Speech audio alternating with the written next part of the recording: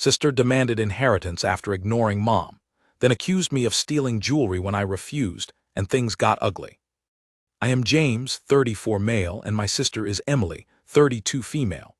I've been a long-time lurker on Reddit, mostly on our relationship advice, and honestly, I never thought I'd be posting here myself. But here I am, because things with my family have gotten completely out of hand, and I really need some outside perspective. So to give you some background, my mom, bless her soul, passed away a few months ago after a long battle with illness.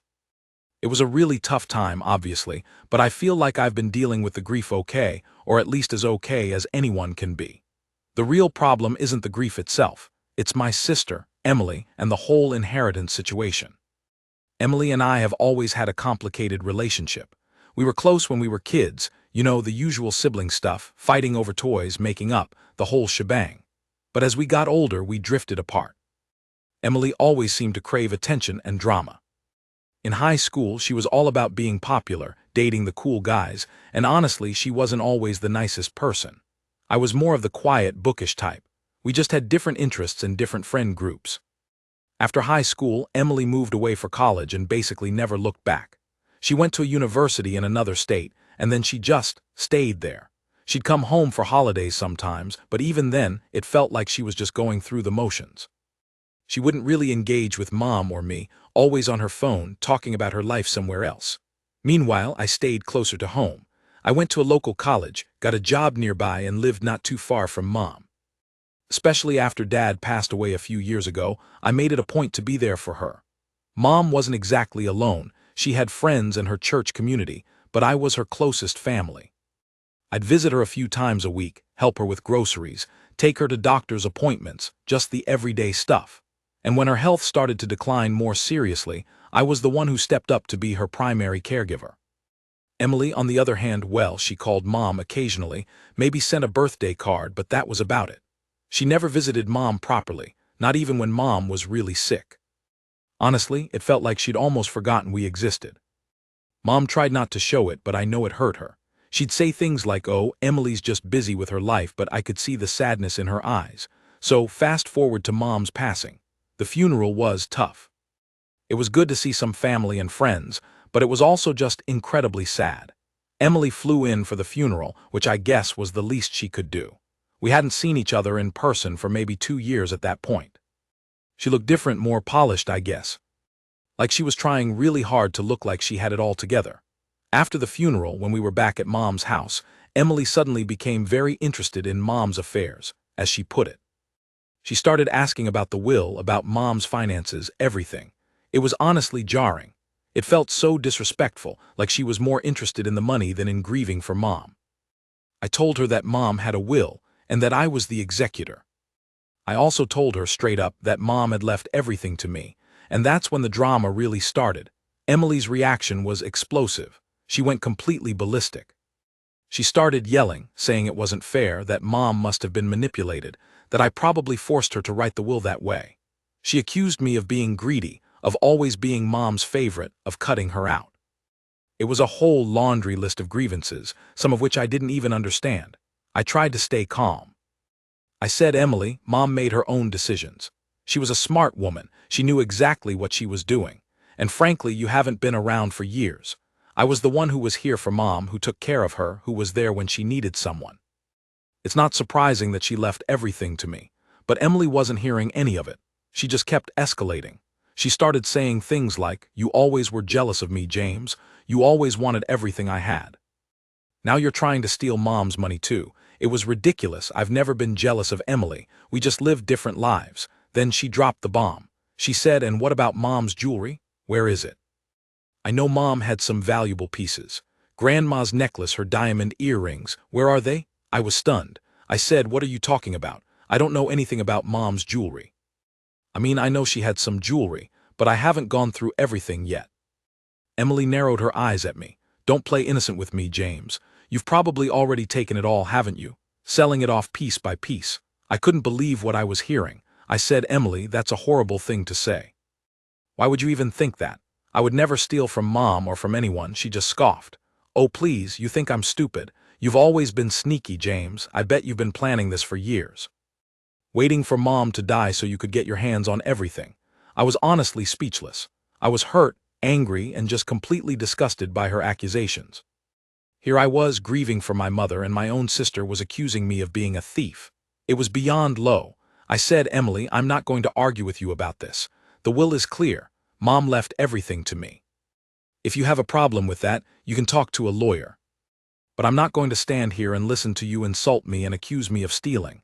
She just glared at me. "Oh, I'll talk to a lawyer, all right. You haven't heard the last of this, James. You just wait and see." And with that, she stormed out of the house, just like that. She came for the funeral, created a massive scene about the inheritance and jewelry, and then left. I was left standing there, feeling completely drained and betrayed. I spent the next few days going through Mom's things, trying to sort everything out. It was emotionally exhausting, going through her clothes, her photos, all her little knickknacks. It was like reliving all the memories, both good and bad. And yes, I did find Mom's jewelry box. It was in her dresser drawer, just where she always kept it. I opened it up, and there were a few necklaces, some earrings, a couple of rings. Nothing particularly extravagant, but definitely sentimental pieces. Grandma's necklace was there, a delicate silver chain with a small pendant. The diamond earrings were there too, small studs, but Mom always cherished them. I carefully inventoried everything, making a list of each item. I wasn't planning on selling anything. I wanted to keep Mom's jewelry to remember her by. But Emily's accusations were still ringing in my ears, making me feel defensive and angry. A few weeks later, I received a letter from a lawyer. Guess who it was from? Yep, Emily. She was contesting Mom's will, claiming undue influence, lack of capacity, all the usual legal jargon. Basically, she was trying to argue that Mom wasn't in her right mind when she made the will, or that I had somehow manipulated her into leaving everything to me. I called my own lawyer, explained the situation, and sent him a copy of the will. He reviewed everything and said, "James, this is ridiculous. The will is perfectly valid. Your mother was of sound mind when she signed it. And frankly, Emily has no grounds to contest it. It's a long shot at best." But he added, it could still be a messy and expensive process. These things can drag on for months, even years. And even if Emily doesn't win, she can still make your life miserable. He suggested that we try to negotiate a settlement with Emily, just to make her go away. Maybe offer her a small portion of the inheritance, just to avoid a lengthy legal battle. I was furious. Why should I give Emily anything? She didn't deserve a dime. She had been absent for years, and now she was suddenly swooping in to grab a piece of the pie. It felt completely wrong, but my lawyer was being pragmatic. He said, "James, sometimes it's just cheaper and less stressful to make a small concession, even if it's unfair. Think of it as a nuisance fee." I hated the idea, but I also didn't want to get bogged down in a legal fight with Emily. I just wanted to move on with my life, to grieve for Mom in peace. So reluctantly, I agreed to offer Emily a settlement.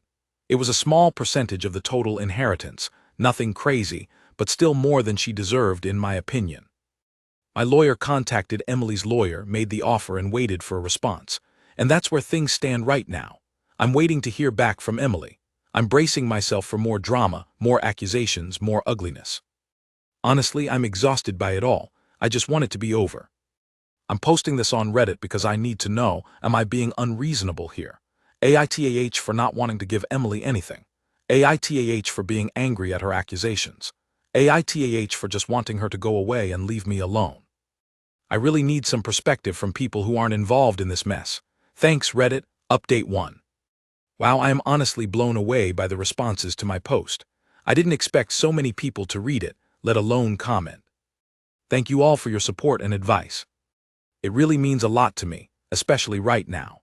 So, to answer some of the questions I've seen in the comments, and to give you all an update on the situation, here's what's happened since my original post. First of all, many of you asked about the details of Mom's will. Yes, it was a legally sound will prepared by a lawyer. Mom had been planning it for a while, and she was very clear about her wishes. She specifically stated that she was leaving everything to me because I had been her primary caregiver and had been there for her in her final years. She didn't explicitly mention Emily in the will, but it was pretty clear that she intended for me to be the sole beneficiary. Some people asked if there was any chance Emily was genuinely hurt or felt left out. Honestly, I don't think so. Emily is not the type to be genuinely hurt or remorseful. She's more likely to be motivated by greed and a sense of entitlement. She's always been like that, even as a kid. If she doesn't get what she wants, she throws a tantrum. This whole inheritance thing feels like just another tantrum on a much larger scale. Regarding the settlement offer, my lawyer finally heard back from Emily's lawyer. And guess what? Emily rejected it. Surprise, surprise. She said the offer was insultingly low, and that she was prepared to fight this in court. She's demanding half of the entire estate, plus, get this, she's still insisting that I stole Mom's jewelry and wants me to return it to her. My lawyer said this is pretty typical in these kinds of cases. Emily is probably trying to intimidate me, hoping I'll cave and give her more money just to avoid a trial. But honestly, after reading all your comments and getting so much support, I'm feeling less inclined to back down. Many of you said I shouldn't give Emily anything, that she doesn't deserve it, and that I should fight for what's rightfully mine. And I'm starting to agree. So, I told my lawyer to tell Emily's lawyer that we are not increasing our offer. In fact, we are withdrawing the settlement offer completely. If Emily wants to take this to court, let her. I'm not going to be bullied or blackmailed into giving her money she doesn't deserve. My lawyer was a bit hesitant at first. He warned me again about the costs and the stress of a trial, but he also said that legally, we have a very strong case, and if I'm willing to go the distance, he's confident we can win. I told him I'm willing to go the distance. I'm not going to let Emily get away with this. Mom wanted me to have her estate, and I'm going to honor her wishes. I'm not going to let Emily's greed and entitlement win, so that's where we are now. We're preparing for a potential legal battle. My lawyer is gathering all the necessary documents and evidence. He's also suggested that we start documenting everything, every interaction with Emily, every phone call, every email. Just in case she tries to pull any more stunts, I'm feeling a mix of emotions right now. I'm still angry at Emily, obviously, but I'm also feeling more determined and empowered. Your comments really gave me a boost of confidence. Knowing that so many of you are on my side and that you think I'm doing the right thing makes a huge difference. I'm bracing myself for what's to come. I know this could be a long and difficult process, but I'm ready to face it. I'm not going to let Emily bully me. I'm going to fight for what's right and for what Mom wanted. Thank you again for all your support. I'll keep you all updated as things progress. And please, keep the advice and comments coming. It really helps to know I'm not alone in this. Update 2. Okay, Reddit, you are not going to believe what happened. This whole situation with Emily has taken an even crazier turn. I'm still reeling from it, to be honest. So remember how Emily was accusing me of stealing Mom's jewelry? Well, it turns out that wasn't just a random accusation. It was part of a much bigger, much more elaborate, and frankly, much more insane plan. A few days ago, I got a call from my lawyer. He sounded surprised, to say the least. He said, "James, you need to come to my office. I have something to show you and you're not going to believe it." So I went to his office, wondering what was going on. He sat me down and showed me a document. It was a copy of a police report, and guess who filed the report? Emily. And guess what the report was about? Me, allegedly stealing Mom's jewelry. Apparently, Emily went to the police and filed a formal complaint against me. She claimed that Mom's jewelry was missing, that I was the executor of the estate, and therefore, I was the prime suspect in its theft. She even gave the police a list of the stolen items, including Grandma's necklace and the diamond earrings, the same items she mentioned to me at the funeral. I was absolutely floored. I couldn't believe she would actually go to the police and accuse me of theft. It was such a blatant and malicious attempt to smear my name and gain leverage in the inheritance dispute. My lawyer was just as shocked. He said, "This is unprecedented. I've never seen anything like this in an inheritance case. She's really trying to escalate things." He immediately contacted the police department, explained the situation, and provided them with copies of Mom's will and all the relevant documents. He also told them that the jewelry was not stolen, that it was in my possession, and that Emily's claims were completely false and motivated by greed. Thankfully, the police seemed to be reasonable. After reviewing the documents and talking to my lawyer, they realized that Emily's report was likely baseless and that this was a civil matter, not a criminal one. They told my lawyer that they would investigate Emily's claims, but they were skeptical and didn't seem to be taking it too seriously. But still, the fact that Emily went to the police is just insane. It shows how far she's willing to go to get what she wants. She's not just contesting the will, she's trying to criminalize me to make me look like a thief in the eyes of the law. My lawyer said that this could actually backfire on Emily. Filing a false police report is a serious offense, and if the police determine that she did it intentionally to harass or intimidate me, she could face legal consequences herself. He's advising me to consider filing a counter-complaint against Emily for filing a false police report and for defamation. He said we could potentially sue her for damages, both to my reputation and for the emotional distress she's caused me. I'm seriously considering it.